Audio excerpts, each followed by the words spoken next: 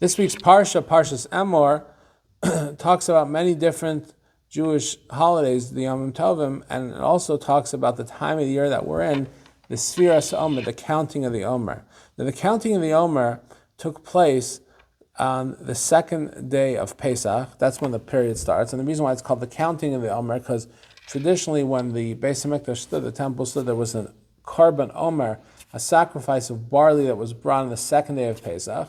The Torah says, you're supposed to count for 49 days, and on the 50th day, then you're going to bring a new mincha. It says, "Vaykrafta mincha chadash al Hashem." That's on Shavuos.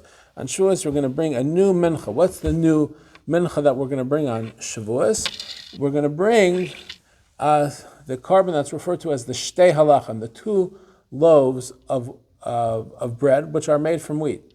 So what's this idea of the shtei halachim, the two loaves of bread which come from wheat, made on the Shavuos, and why is that something so significant? So the truth of the matter is, this really comes back to what the Omer process is about. The process of the Omer, counting every single day from the Omer, today is the first day, and the next day is the second day. It's not just a count, but rather we're supposed to condition ourselves on our spiritual journey. We're conditioning ourselves on our spiritual journey towards becoming closer and more connected to Hashem over the course of this 49 days. And this is symbolized by the beginning of the Omer. We bring the sacrifice called the korban Omer, but it comes from barley. Barley is something that the Talmud refers to as maichel behema. It's something that we'd feed the animals with. Of course, people eat barley as well, but that it's not considered the most supreme choice for human consumption in terms of grain. The superior choice for human consumption when it comes to grain is wheat. So we're going from barley to wheat. We're going from animal food to foods for human.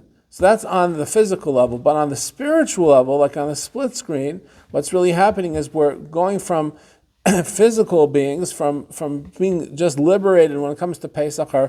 Our physical beings are liberated on Pesach, and we're having this journey, this spiritual journey towards the end of this process on Shavuos, when we have our spiritual beings liberated as well. And that's symbolized by having the shtei halachim, the two loaves of bread, which are made from wheat. So even though now we do not have the beginning of the Omer with the sacrifice of barley, and nor unfortunately do we have the end of the Omer with the shtei halachim, but what we do have is we do have this process.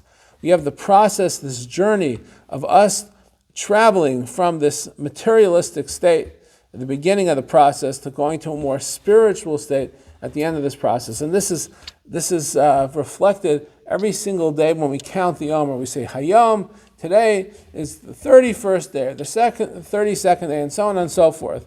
And the idea is that we're not just content with being free on a physical level. We want to be free. We want to be spiritually liberated. We want to be spiritually connected. We want to be spiritually engaged. And that's what we strive for in our journey as we get to the end of the Omer season. So I wish everybody not only a meaningful journey, an uplifting journey as we get towards the end of the Omer, and wishing everybody a beautiful Shabbos as well.